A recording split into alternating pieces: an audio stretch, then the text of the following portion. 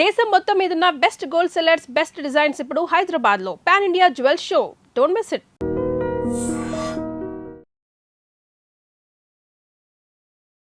నమస్కారం, welcome to I dream. ధర్మ మార్గం విత్ విజిత కార్యక్రమానికి స్వాగతం.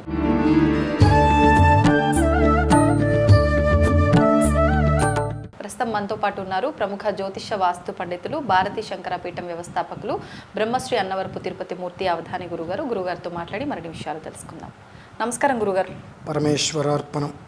గురుగారు, ఇప్పుడు జూన్ 12వ తారీఖు నుంచి ఒక 5 రాశుల వారికి చాలా గడ్డు కాలం ఉంది. కొంచెం వాళ్ళ పరిస్థితులు అంతా బాగా కనిపించట్లేవు, కొంచెం ఇబ్బందికర పరిస్థితులు ఉన్నాయని చెప్పన్నారు. అసలు నిజంగా బాగోలేని 5 రాశులు ఎవరు, అసలు ఎందుకు బాగుండట్లేదు, ఏం బాగుండట్లేదు, దాని గురించి ఒక వివరణ ఇవ్వండి. తప్పకుండా అమ్మ. జన్మతః జన్మాభ్యాసాత్ అని ఉంది. మామూలుగా అయితే కనుక జాడ్యం మౌఢ్యో అనేటువంటిది కుళ్ళుతో నిండిపోయినటువంటి విధానం ఇదంతా. మామూలుగా ఈ విషయం గురించి నేను బయటకి చెప్పదలుచుకోవాలా. ఎందుకు అనవసరంగా ఎవరి రాత ఎవరు బాగు చేస్తారు, బాగు చేద్దామని అనుకున్నా దానికి సిద్ధపడే వాళ్ళు ఎవరూ లేరు.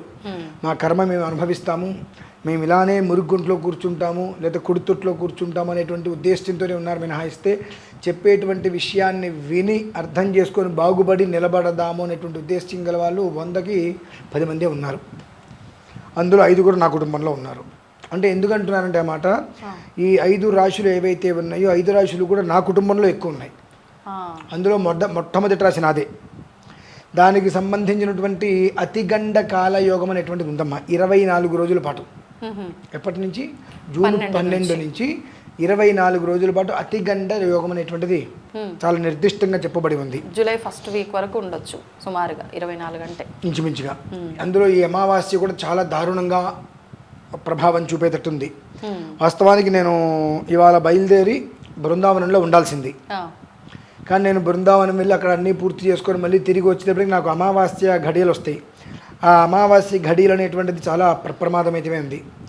ఒక మనిషికి ఏదైనా ప్రమాదం జరిగితే ఆ మనిషికి ఒక్కడికే నష్టం అనుకుంటే ఇబ్బంది లేదు.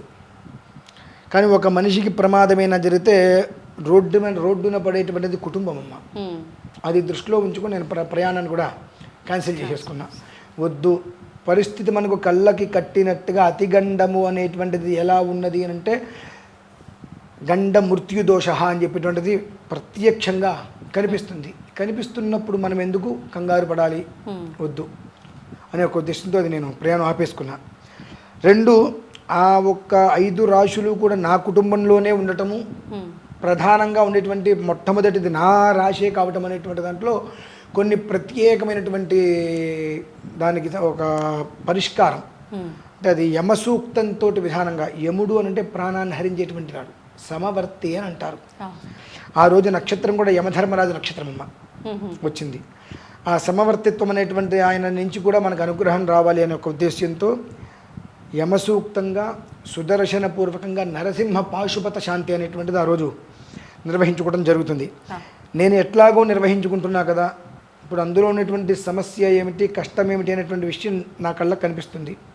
సో ఈ రాశిలో ఉన్న వాళ్ళు చాలామంది ఉండొచ్చు, వారికి కూడా ఇదే కష్టం కదా. ఇప్పుడు నాకు ఎట్లా అయితే కనుక ఒక మనిషికి నష్టం కలిగితే కుటుంబానికి ఇబ్బందో ఎవరికైనా ఒకటే కదా అని ఒక ఉద్దేశ్యంతో ఈ విషయాన్ని అందరికీ తెలియచేయాలి. అయినంత వరకు కూడా ప్రత్యక్షంగా లేక పరోక్షంగా 12వ తారీఖు రోజు నాడు మన కాటేదాన్లో ఉన్నటువంటిది శ్రీ వెంకన్న గుట్ట అని చెప్పి సాలగ్రామ వెంకటేశ్వర స్వామి దేవాలయం. ఆ దేవాలయంలోనే విశేషంగా సుదర్శన యంత్రం మీద సుదర్శన స్వామి వారిని ప్రతిష్ఠ చేసి కొన్ని మూలికలతో ఒక యజ్ఞం అనేటువంటిది నిర్వహించడం జరుగుతుంది. కుటుంబం ఎవరిదైనా నష్టం మాత్రం అందరికీ ఒకటే. అంటే ఈ 5 రాశులలో ఎవరిది నా కుటుంబం కాబట్టి నేను చేసుకుంటాను, బయట వాళ్ళు కాబట్టి నాకు చెప్పాల్సిన అవసరం లేదని నేను అనుకోవచ్చు. ఎందువలనంటే కొన్ని విషయాలు చెప్పినప్పుడు జనాలు కూడా దాన్ని సవ్యంగా తీసుకోవడం కన్నా నెగిటివ్గా, ఈయనేదో భయపెట్టారు రకరకాలుగా తీసుకుంటారు. నేను భయపెట్టాను, నువ్వు మానేస్తే అనర్థం జరిగేది నీకే కదా, నాకు కాదు కదా. మహా అయితే అని నన్ను తిడతారు, ఈయన భయపెట్టారంటారు, నష్టం లేదు. బట్ కానీ దాని ప్రమాదం ఏ స్థితిలో ఎంత ప్రభావంలో ఉందనేటువంటి విషయం నేను గమనించాను. దాని అనుభవాలు కనిపిస్తున్నాయి కనుక ఆ యజ్ఞాన్ని పూర్తి చేసుకోగలిగితే ఈ 5 రాశుల వారు చాలా సంతోషంగా ఉండగలుగుతారు. ఈ శత్రువుల ద్వారా కావచ్చు, లేదంటే అపమృత్యుగండం కావచ్చు, ప్రయాణంలో జరిగేటువంటివి కావచ్చు, ఇటువంటివి ఏవైతే ఉంటాయో వాటి నుంచి మృత్యుగండ ప్రయోగాల నుంచి బయటపడి ప్రశాంతంగా ఉండటానికి ఈ రానున్నటువంటి 24 రోజుల పాటు అది రక్షణ నిలవడానికి వీలుంటుందని ఒక ఉద్దేశంతో ఈ విషయాన్ని నేను బయటకి చెప్పడానికి సిద్ధపడ్డా. 2, ఇప్పుడు ఏవైతే నేను 5 రాశులు చెప్తానో వీరందరూ కూడా ఈ 24 రోజుల పాటు తొందరపాటు నిర్ణయాలు, దూర ప్రాంతపు ప్రయాణాలు జాగ్రత్తగా పక్కన పెట్టుకోవాలి. ఉంటే ఒక 4-5గురితో కలిసి 10 మందితో కలిసి వెళ్ళటం మినహాయిస్తే 1-2 కలిసి వెళ్ళటం అనేటువంటిది ఉండొద్దు, ఆపుకోవడం అనేటువంటిది మంచిది.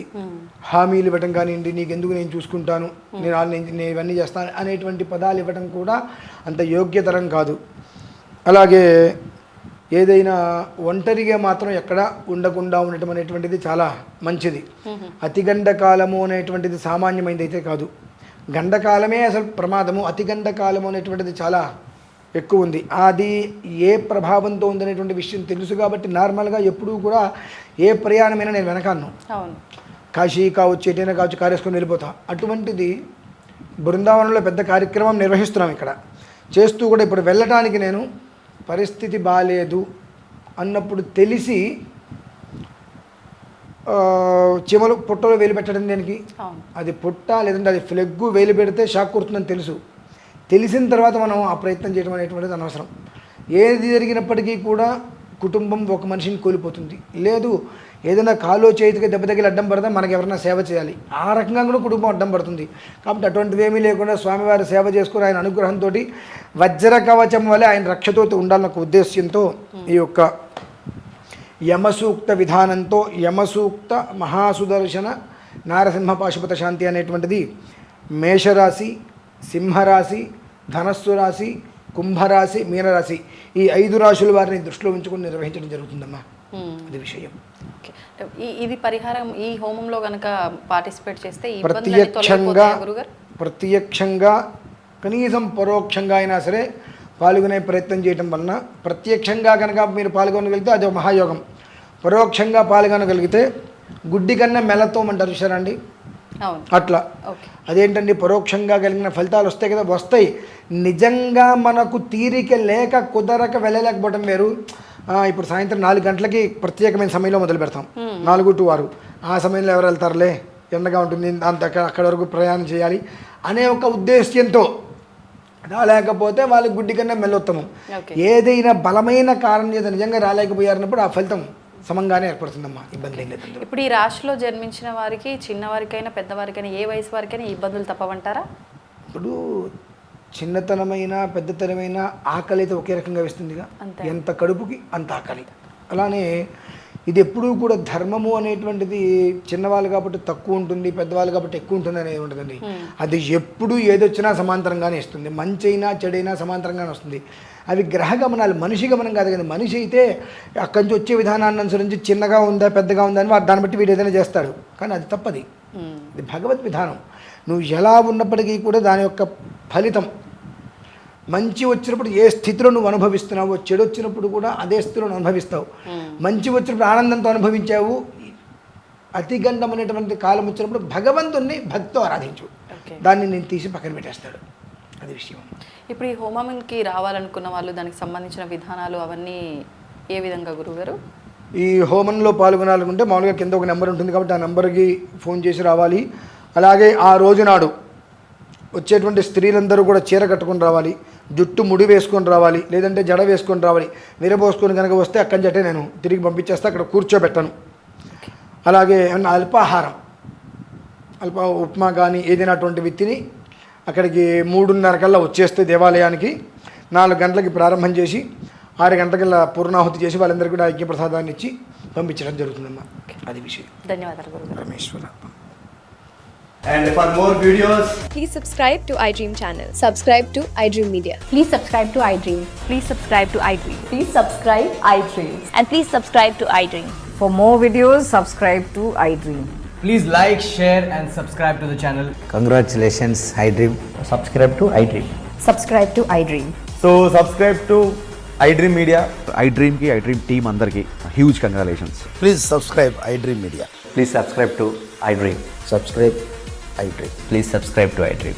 ఐ డ్రీమ్ అంటే నా కళల ఛానల్ సబ్స్క్రైబ్ చేసుకున్న నోరు తిరుగుతలేదు, మీరైతే గంట గుర్తు కొట్టండి. For more such videos, please subscribe to iDream. Subscribe to iDream. Please subscribe to iDream. Please subscribe iDream Media. Please do subscribe to iDream. Please subscribe to iDream Media. For best entertainment and information, please subscribe iDream. And don't forget to subscribe to iDream.